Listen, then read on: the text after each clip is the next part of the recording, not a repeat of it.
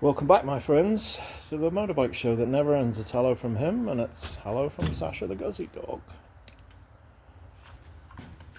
Right, Sasha's having her snack while we talk. Let's talk about carrying fuel on the bike. There's various ways you can do it, but I'll show you the way I do it, and hopefully it'll give you an idea or two. Might save you a bit of money. I see a lot of roto paxes that people have. Those are those square fuel containers. The smallest one holds about a gallon. I don't like them. I've looked into them. They're quite bulky for what they are. You don't carry a lot of fuel, and a lot of your storage space is taken up by the hole in the middle, which is how they clamp on. And yeah, I don't like that. I've looked at carrying jerry cans on the bike. I haven't really come up with a really good, safe way of doing that. Some people have the fuel bladders, which they will carry rolled up when they don't need them, and then they'll put them on the seat or on the rack or on top of their luggage if they're going a long distance and they think they're going to need extra fuel. Well, I don't like that idea, because the thing about emergency fuel is you never really know when you're going to need it. So with those things you have to plan ahead, and they're not really for long-term use, they're for occasional use. And they're an incredible price. They are bloody ridiculous, if you ask me. And I've seen people trying to pour fuel out of them, and they generally end up spilling quite a fair bit. So what do? Well, I looked at getting bottle carriers from people like Krieger, Tusk, Nelson Rig, and they all make very nice bottle carriers, but they are quite up there in price. And I thought, well, I'll do what a lot of people do these days. They go on Amazon and they look for something cheaper. The problem you run in with Amazon is you might buy a bunch of crap. But anyway, I managed to find these on Amazon, and my son got them for me because I don't do Amazon. Ordinarily, I can't be bothered with that kind of bullshit. But anyway, they had these, and I ordered up a pair for evaluation. I think I paid $15 for two, which is a fraction of the price you would pay somebody like Krieger. Now, these are the cat's whiskers. They are good. They are really tough ballistic style nylon. You have a job to rip these. You've got a drawstring at the top to hold in whatever you want to put in them, and they're perforated at the bottom, so if rain gets in it can drip out the bottom and you haven't got a soft bucket, if you know what I mean. And another good thing, and what I really like, is these molly connectors, these molly straps. So you can hook them onto anything that has molly on it, you know. So these would go down through these and be a really firm connection, and I really like that.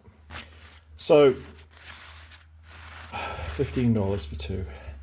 So I ordered a bunch more, and I kitted up two bikes last year with them, with two pairs on each bike for $60, which is still less than the price of one Krieger, which holds two bottles, I think. I can't remember. But anyway, how did they go? Well, they worked out very well. So this season I ordered two more pairs, and I put them on the Guzzy for my trip, and they worked pretty good on that, although that was only a temporary attachment on there. I'm going to change that a little. Now on this bike, what I do is I carry two fuel containers. Now this is your normal fuel container for camping fuel or whatever, and it holds a litre. But what I did was I went one bigger, and I went up to these, which are 1.5 litres, and that's as much as you can get in one of these pockets. That fills it right up. So you know, with one on each side of the bike at the back, that's 3 litres of fuel. Now if I take it steady, this bike will do 55, maybe even 60 to the gallon to take it really steady. So that's, 2/3, 3/4 of a gallon. So that'll get me 35, 40 miles if I take it easy. She's got a 20-litre tank. Don't know what that is in Imperial. But that tank will get me anywhere that I need to go. Pretty much in North America, unless I intended to go off-road, sort of exploring a desert or exploring the bush. Which I don't intend to do with this bike. It's too big and heavy for extended off-road. Now, you may be 25 years old and a super athlete and you can do wonders with this bike, but I can't. I did look at having a bike with a bigger tank, the Explorer model, a 30-litre tank, but too top heavy. This bike is top heavy enough the way it is. I can't imagine riding anything worse. So anything that would be worse than this. This bike is okay. Once you're underway, it's very well balanced and it's easy to handle, but it's the slow speed stuff. And when you're moving it around in difficult situation by hand, that's when you feel the weight. So anyway, I decided to go with this. That gives me 3 litres, 35, 40 miles, which is adequate for what I want. Now I could double up and I could put 4 bottles on it, which would give me 6 litres. That is an option, not one that I've done. So how do I attach them to the bike? Well, the easiest way is if you've got bags like these Tusk bags here, which have molly on the end, in which case you can just loop your molly through the hoops on the bag and they fit right on, and that's absolutely great. Love that. Just a pity that they don't have them on the other end, but there we go. You can't have everything. These bags are the Tusk, and you may have seen one of my other videos. I absolutely love these things. I think they're the best deal out there at the moment for soft bags. They're 98% as good as a Krieger for a lot less money. Ignore the way they're right here at the moment. They're just hanging. Just what I do is I connect them the same way that the Kriegers connect. See, push the buckle through. They're good. Same there. And then a strap goes from the bottom up to the top and it holds the whole thing. No need for cross the seat straps. 100% guaranteed.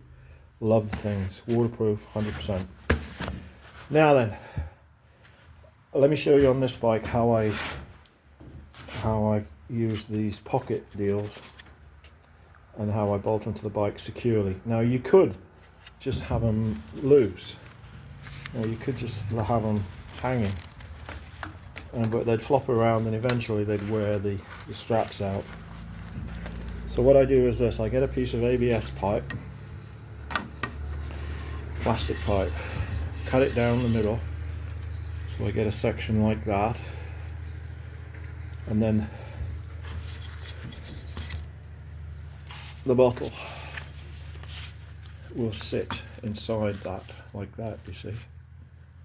Okay, so what you do is you get a piece like this that's a little bit longer,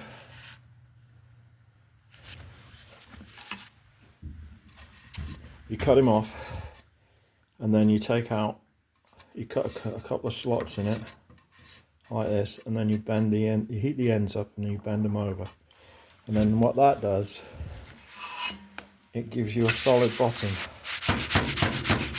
for the fuel bottle or whatever you want to put on there. It's not going to fall out.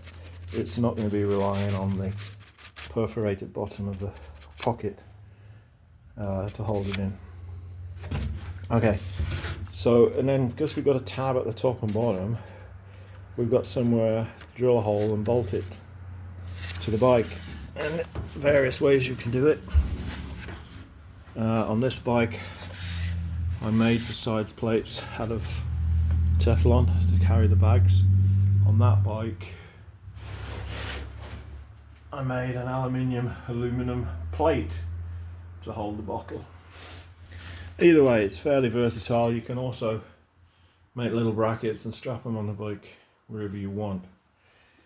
So we've made this. Now what we do next is we drill a bunch of holes in it that correspond with the molly hoops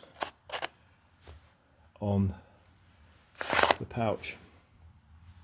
And then what I used then is these little cable ties, zip ties, whatever you want to call them, and I hooked it round a piece of welding wire, welding rod. You could use nylon cord, string, anything you want. And the way that works is like this. You know, you just hook it through, that lies in there, and then your string or your cable ties hold them together. That's just got a bit of welding rod. You could use that, but something better would be this, which is brazing rod, which is brass, which doesn't rust, or you could use stainless, or you could just use an old coat hanger. That would work exceptionally fine, or a nail. Galvanized nail would work too, whatever you want. Cheap and cheerful. So that's how she bolts to the bike. And I have dropped this bike on its side, not at speed, and this didn't even touch the ground because it was cushioned by a full bag. So no worries there. There would have to be a pretty catastrophic crash to affect these bottles that are inside here. And the thing is, with these, I forget they're there, and I just ride around with the bike with these full all the time, so they don't affect the handling of the bike. You know, even when she's not loaded, even when she's like this, and I'm just using her locally, it doesn't affect the handling of the bike. I've always got that little bit of fuel there for that brain dead moment when you pass the gas station thinking about something else, and you get 20 miles down the road and you think, oh dear me, I didn't fill up. So you've either got enough gas to get you onto the next station, or you've got enough gas to get you back so you can refill. Okay, so what other things can we use them for? You know, we've talked about fuel. Well, we can put other stuff in them too, can't we? We can put in, here we've got a tool roll, handy for that. Here we've got bear spray, which is your last ditch defense against attack by a grizzly bear. Important if you're in Canada. What else? What else can we think of? In here we've got some oil, so we can put a litre of oil in there. Engine oil, gear oil, whatever is your preference. And if you really want to save money, don't throw these away, you can put fuel in them. Not that I recommended that, but yeah, maybe you didn't hear me. Another thing we can do is, you know, we can put our water bottles in there. Put water bottles in.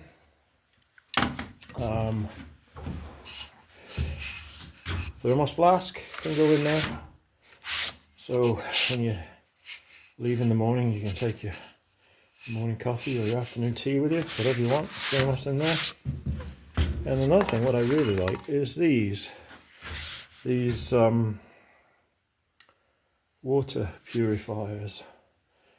So if you're worried about getting beaver fever from the rivers and streams in Canada, you can run your water through this filter.